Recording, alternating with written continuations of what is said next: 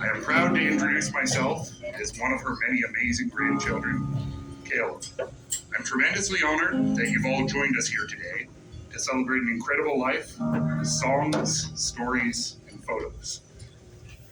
Jean's story is an endearing one. Hearing what they thought was a kitten crying, two children playing nearby ran down a lane to investigate and found instead a baby girl, laying on a wooden sidewalk and dressed in a clean but shabby clothes, wrapped in a quilt and blanket. The baby was taken to the Salvation Army home for unwed mothers, where nurses judged her to be about 2 days old. Extraordinary beginnings for an extraordinary woman. The baby found on August 9th, 1931, was named Jean Roy. Hold on. Technical difficulties. Doing great. Also, can everyone hear me? I can't tell. The music's like Yes. right Yes. in my ear. Phone's alive. Screen's not cracked. We're good. We're good. Okay. So, extraordinary beginnings for an extraordinary woman. The baby found on August 9th, 1931, was named Jean Roy for the children who found her. Later, a judge named her Jean Margaret Lane and made her a ward of the Children's Aid. That baby grew up to be my grandmother. She was adopted by Daniel and Gertrude McCrae. About a year later, when an agent from the Children's Aid took her door to door in search for her adoptive parents. Jean grew up on a farm in rural Saskatchewan, adored by her older parents and a plethora of doting aunts, uncles, and cousins. She spent time each summer and winter vacationing with them both in Ontario and Victoria, BC. She was a lifetime lover of cats and all living creatures, and boasted having 14 barn cats as a child. Her own home was scarcely ever without a cat, and she boasted a huge collection of cat ornaments, clothing, cups, jewelry, and magnets. It was in New Osgood at the age of 10 that she first met the love of her life. He was 9, and although they got off to a rocky start, she said he teased her relentlessly. By the time she was 14, she knew she was in love.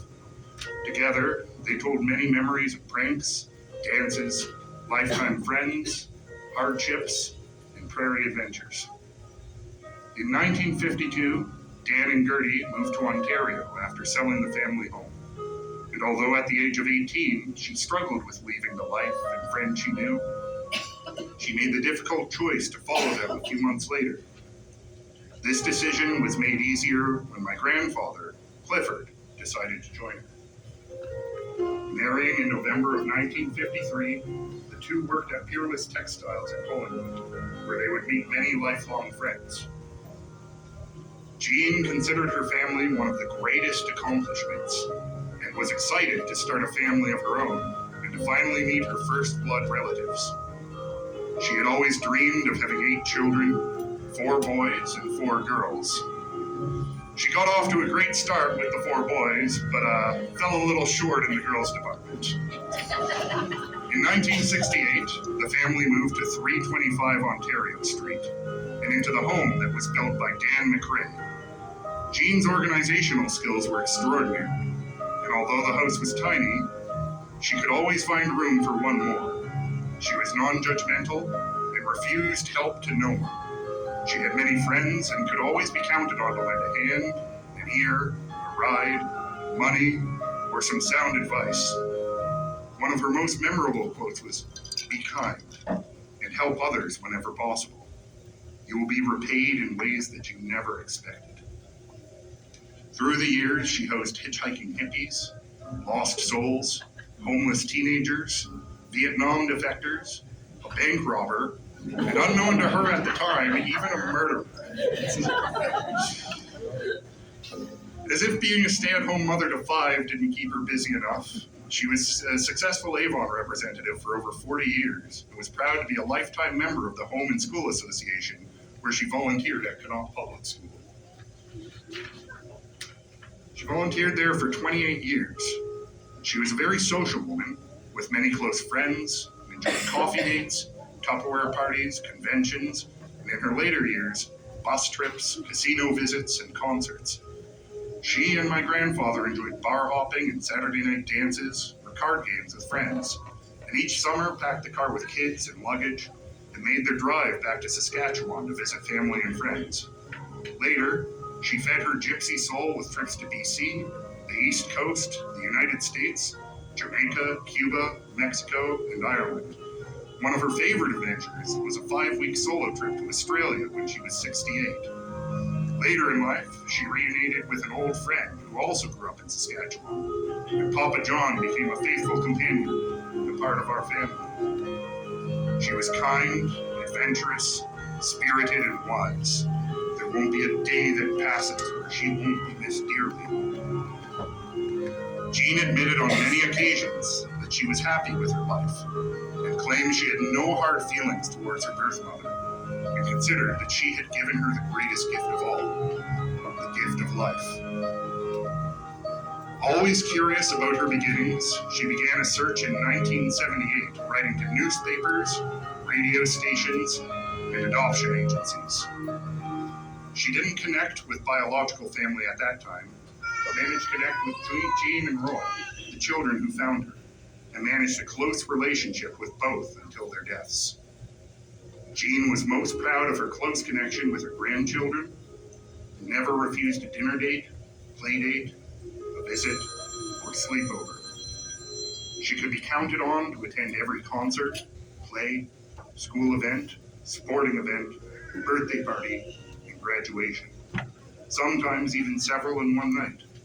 She was one of the few who made the time to see me during my time in the Navy, even though it was just shortly before her decline in health. She gave the best hugs and the very best advice, and will be forever grateful for her love.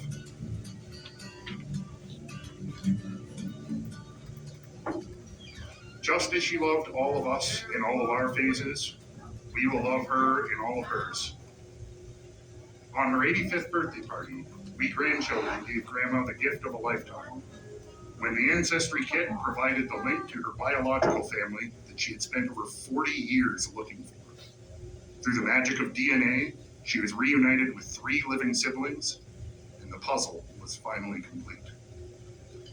Jean may have lost her voice in later years due to dementia, but never the ability to communicate, with her beautiful blue eyes and her warm smile.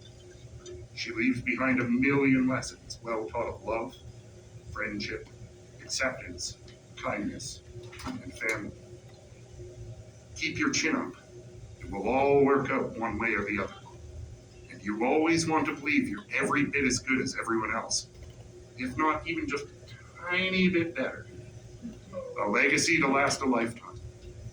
She lived well, aged gracefully, and passed peacefully. We should all be so lucky. Dream well, Grandma. Until next we meet. Yours is a story that will last longer than life, passed down from generation to generation. The story of a newborn baby and her namesake. The miracle reunion 85 years later, as ageless as your love. Thank you.